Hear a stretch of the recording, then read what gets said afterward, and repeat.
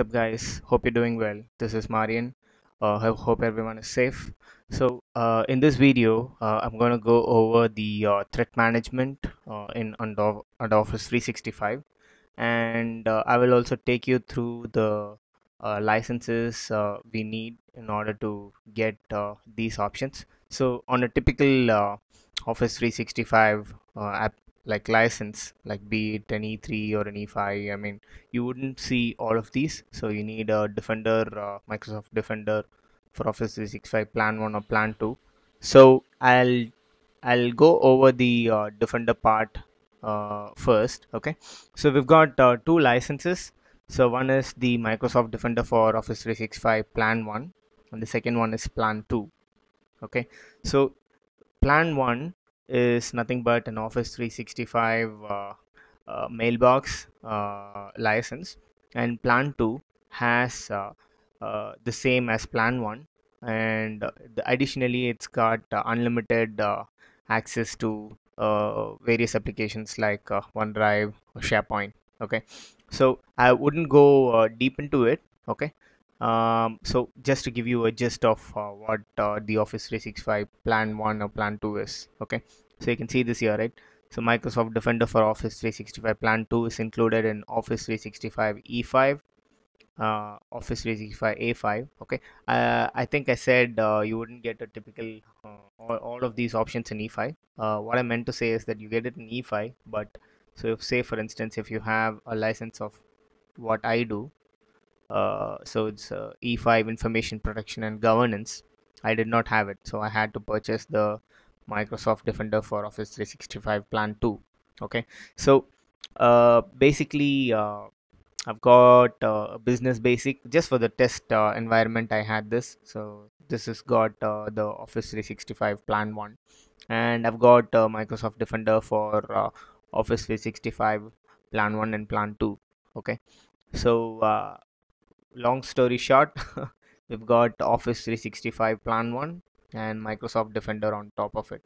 All right, so you can see this. So what Plan 1 has is it's got safe attachments, safe links, safe attachments for SharePoint, OneDrive, and Microsoft Teams, anti-phishing and Defender for Office 365 protection, and real-time detections.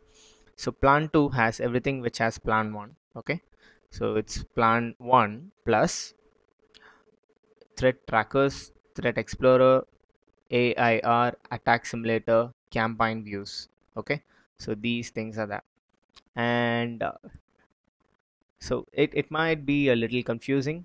Honestly, it was for me because Microsoft has got a lot of licenses and a lot of things like that. Okay, so that's why I always say let's look at the service description, Microsoft description first, and look at the licenses and the applications which are there. So when you go step by step, you will not be confused. Okay, so for instance, when you search for Microsoft Defender for Office 365 article, you have everything in here.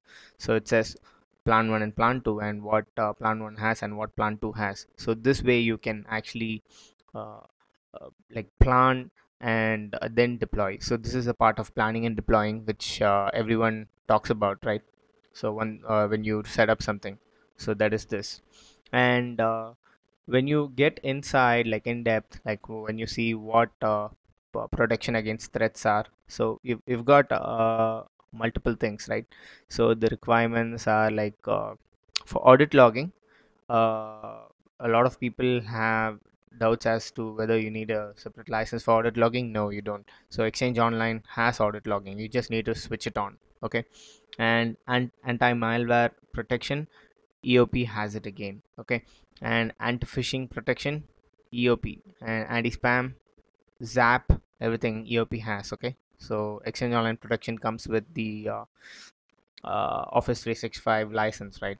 So protection from malicious URLs and files in email and Office docs. For that, you need Defender for Office 365. Okay, to switch on safe attachments for SharePoint, OneDrive, and Teams, you need that. Advanced anti-phishing protection, you need that. Okay, so they go over the roles and permissions, and you need to be a GA, which is a global administrator, and a security administrator for all these things. Okay, and they talk about turning on audit logging and all these things. So probably I'll post this URL under the description, which might be helpful. And so this is the Microsoft 365 Defender. So it talks about what it has. All right.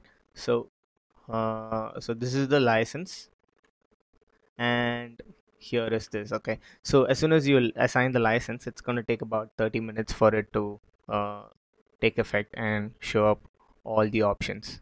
Okay, and initially so I think we've gone over all these things, and now we are in threat management. Okay, apologize for the delay once again. I had many things going on, so I couldn't concentrate on this. And so when you come to threat management, when you look at the dashboard, you've got investigation summary, daily efficiency in savings, pending actions, top playbook run, and you've got the dash on uh, safe attachments, anti-phishing, and safe links from the past 7 days.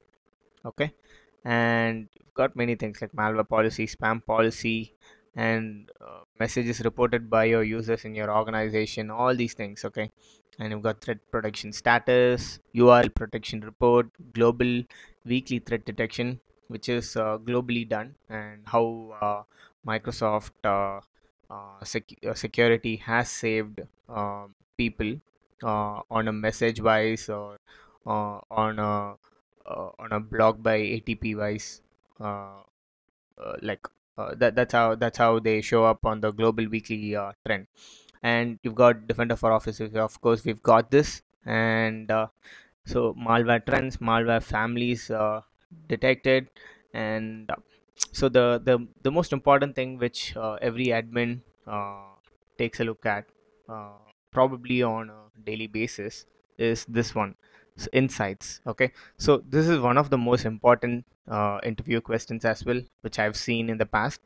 So you need you as an admin, you should come to the dashboard and take a look at this every day pretty much. Okay, in order to find out whether your organization is safe and the services are healthy or not.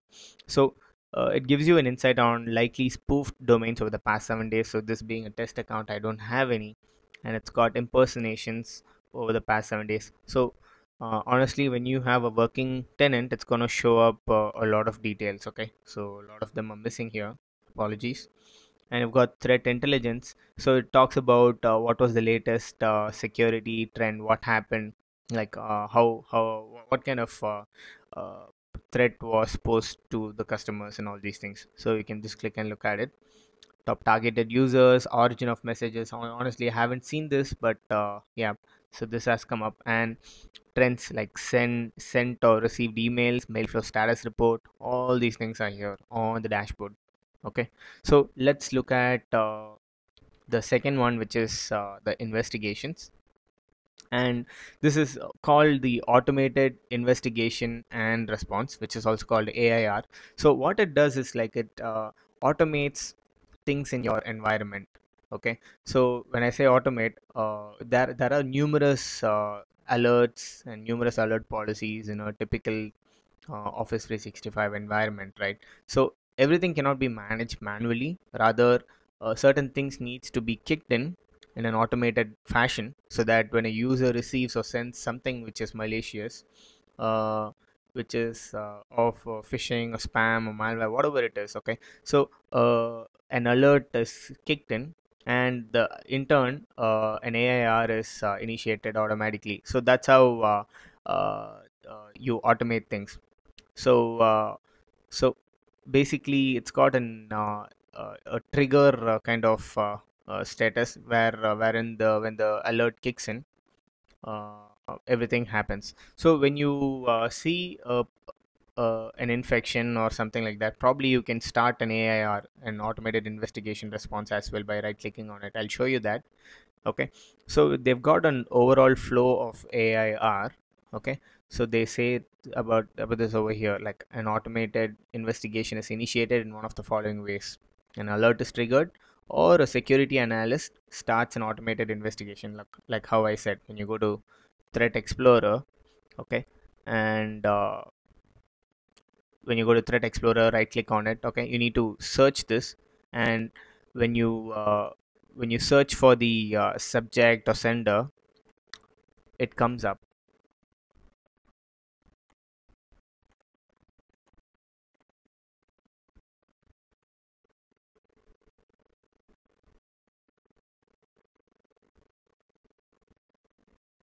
All right. So when we search for a subject called spam, so we have emails here. Okay. So it is pretty fast, but sometimes it's slow. Okay. So yeah. So the overall flow of AIR is like this: an alert is triggered, or a security analyst goes to the threat explorer. Okay. And he or she initiates an investigation by clicking on trigger investigation. You've got a lot of options. We'll come back to this again. First, let's see the AIR. So while an AIR runs, it gathers data about the email in question, entities, the IP address. All these details are collected. Okay, and it gives you a dashboard, like a multitude of information. And your security operation team reviews the results. So you honestly, like, you review the results, you approve it or reject it based on what the condition is. Okay, so uh, so this is the thing, like how to get an AIR. Like, you can configure all these things like audit logging, anti-malware. So all of these trigger a, a response, right?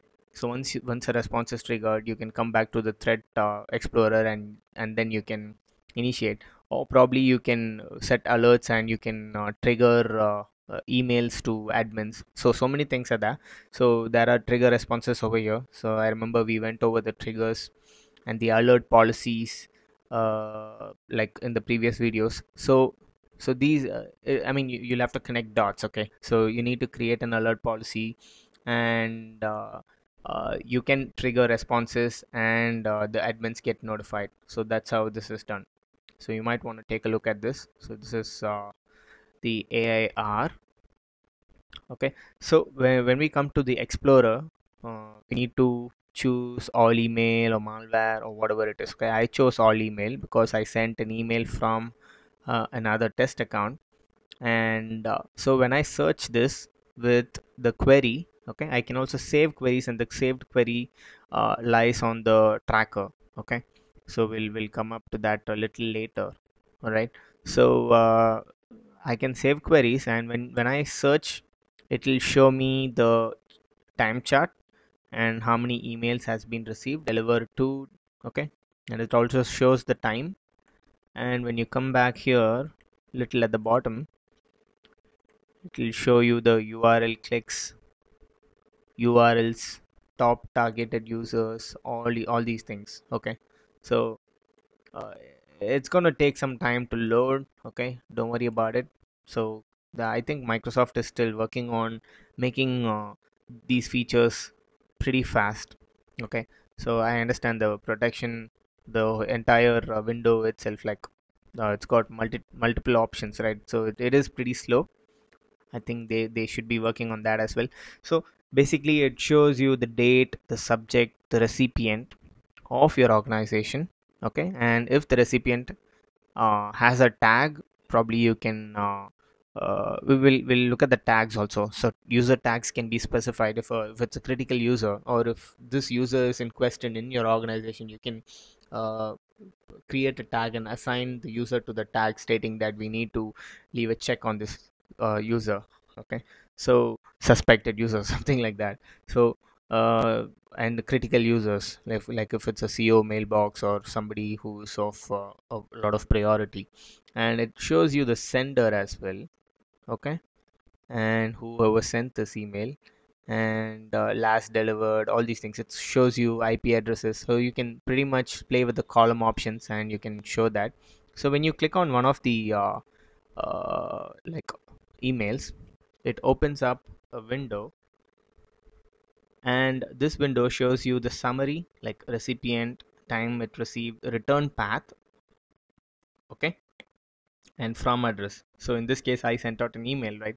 So probably I would have responded back to it, and the initial email came from this email address. So this is very easy, right? You don't have to go to the user's machine, like back in those days, like, or probably create a message trace and look at the trace in order to find the from or return path. This is instantaneous, like you get it all in your dashboard. Look at the sender name.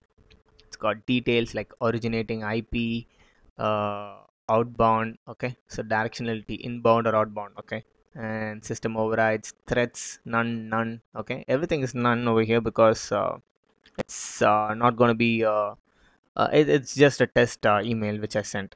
Language, okay, so you've got other languages in viruses these days, okay. So attachments, whether it's got any attachment.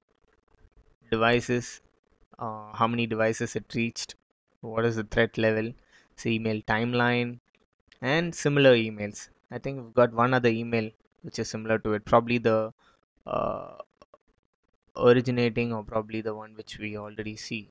Okay, so this is pretty good information, right? So everything on your dashboard. So when you click on one of the options, I mean the emails, you've got actions, and you can move to junk folder, deleted items, soft delete, okay. So in terms soft delete, the item can be restored by the end user using recover deleted items. Hard delete, it's gonna go away into space. Move to inbox. If you think this is a good email, a legitimate one, you can move to inbox. You can trigger an investigation. I've done that, okay. So investigate sender, investigate recipient, add to remediation, contact recipients, report clean, report phishing, malware, spam, all these things. So these are submissions. So I'm not going to go over each and every option. Rather, I'm just showing you, like shedding light on what we have, okay. And so this is pretty good, like pretty good information. Like say for instance, you need to start an investigation. You can click on trigger investigation, okay, and an investigation will be triggered. Okay, Office 365 successfully started an investigation for this user reported message, and it is loading, and it takes you to the investigations, and the investigation will start. And on one of the investigations which we started earlier, so this says running, okay. So you can filter saying uh, starting, or probably which is currently running, okay. We saw two, right? So okay, probably my filter is not good. All right. So like I said, certain filters are not working, but anyway, you get the gist of it, right? So when you look at the previous one which ran, okay, so I switched on investigate for that. So when I click on that and click on open a new window, it will bring up the details, okay, and it shows you that it ran for 30 minutes to investigate. It's email investigation for malware, spam, phishing. So this is one of the subject line which I entered, okay, and it shows you the investigation graph, okay, and threats found, email, malware, spamming, phishing, okay. So this is the tagline, so that's why it says threat found, users investigated, and this is one user, okay. This is the user, and wow, that was good, right? So okay, I think it should come in the middle, but it's not coming. I'm not sure why. Let me click on investigation and go back to that again. So basically, you can run investigations and you can look at how far it's the damage is done, and based on that, you can work towards resolving issues. So investigation graph. So this shows the emails investigated, triggering alerts, okay, and you can click on alerts, and alert triggering event. So this has triggered a low level risk event and it's completed, okay. Email, and it shows you the emails which are sent and received, okay, and you can even click on this. It's got cluster ID, all these things, sender, recipient, IP addresses, and then users, machines. Okay, so entities, log, actions, all of these things. So this is pretty good. You can filter and you can find out with the time range and all these things. Not sure why the filter is not working. It was working a little while ago. All right, so let me go back to the investigations.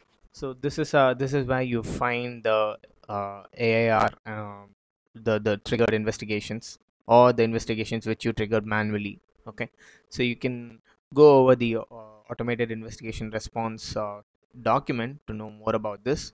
Okay, so like I told earlier, so whenever you come to a feature, when you do not know much about it, there's something called learn more. So this is pretty cool. You can open the document and learn it that way.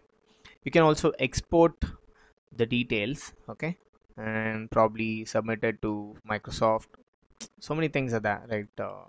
So if you're not sure about it, you can share that information, or probably you can share it among admins. So all these things, you can export information like that. And we saw the dashboard, the investigations, and the explorer, right? So we just saw the explorer too.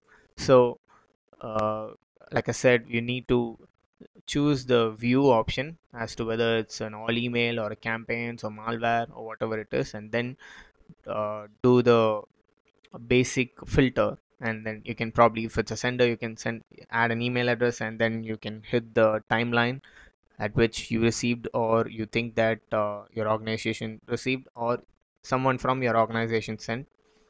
It's got subject line, everything. Like if you happen to have a network message ID, okay, so you know what a network message ID is, right? It's a message ID in the email header. So you can search with that. Okay, so it pulls up information through that also. And so campaigns, we have it in the Office 365 Plan 2 plus Defender. So Defender for Plan 2, and on Plan 1 it doesn't show up. Okay, so basically I do not have this one. So Microsoft Defender for Office 365 Plan 2. Okay, so campaign views is a feature in Defender for Office 5 Plan 2. For example, E5 for organization with an Defender for Office 365 Plan 2 add-on. Okay, so what is a campaign? It shows you the attack source, message properties, recipients, attack payload, all these things in a graphical view. So let me open this image and show you. So when you choose the campaign type, and when you choose the malware or phishing, and when you choose the filter, it's going to show you the recipients and at which time they received emails. Basically going to show you the targeted audience, like how many people. So you always get this message, right? Like the when you call up Microsoft, or when you uh, think that you were infected, your organization is infected, so you would always get this like question as to how many people were infected. So at that time you can run into these graphical representations, like you can generate reports and find out how many people were affected and how many clicked on this such a certain link or attachment. So based on that you can do the based on the damage done, you can do the recovery, and you can also send out a mailer to the organization stating you need to do all these things, like delete emails or probably report it, or whatever needs to be done can be done. So campaigns is another thing which like yeah, collaborates everything, and gives you on a single graphical note. So it's got umpteen number of things, so I'm not going deep into it. Okay, and probably the next video or something, when I get the license assigned properly, I'll show you that. Okay, and so next we have submissions. And submissions are like you can submit an email for Microsoft analysis. okay, by clicking on the plus sign, or when the user reports certain emails as phishing or spam, it gets submitted here. So this is submission, and this is like pretty good. Okay, I don't know. Okay, probably I did submit one, and it says undeliverable. Okay, so yes, I think I submitted for a test. Okay, so you can see the report reason, right? So when you go to a particular email on your mailbox, you can actually right click on the email. You can mark it as junk, or you can block it, or you can choose phishing. Okay, so when you choose certain things, it says thanks for reporting phishing scams helps keep your information and others information safe. Okay, so you can either choose to report or don't report. Okay, okay, so I'm not sure whether it's going to be instantaneous, but it's going to take a little time, that I know. Okay, so when you click on one of these user reported messages, you can see who reported this. It's over here. So date reported, subject line report phishing, message reported ID fish simulation no, and then sent. Okay, sender is also over here.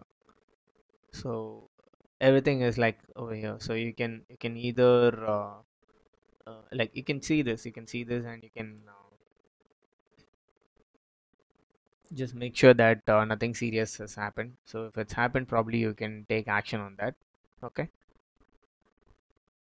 and you can also use this to submit to Microsoft, or you can report it again. You as an admin can report this, or probably trigger an investigation, and another investigation gets triggered, and you can see that on your investigation tab. Okay, so it says client error, the message is not available or is invalid, so resubmitting the same message won't be successful. So looks like we've already submitted that. Okay, so that's the reason. So that's about submission, and let's go to user tags. So user tags are another important thing. Okay, is another important thing in the threat management. So when you click on the no more, so you see we've got system tags. Currently, priority accounts is the only type of system tag. Okay, so we've got custom tags, but that's for plan 2. Okay, and you can create tags for users and just name the user that he or she is a critical user. So when you do uh, when you look at the threat management, when you look at the the user safety and all these things, so it comes up over there. So if you see your CEO is affected, or if his mailbox is affected, you can take immediate action based on that. So priority account is here. Okay, and when I click on priority account, you see this here, right? So high in value individual account, so I added a test account to that.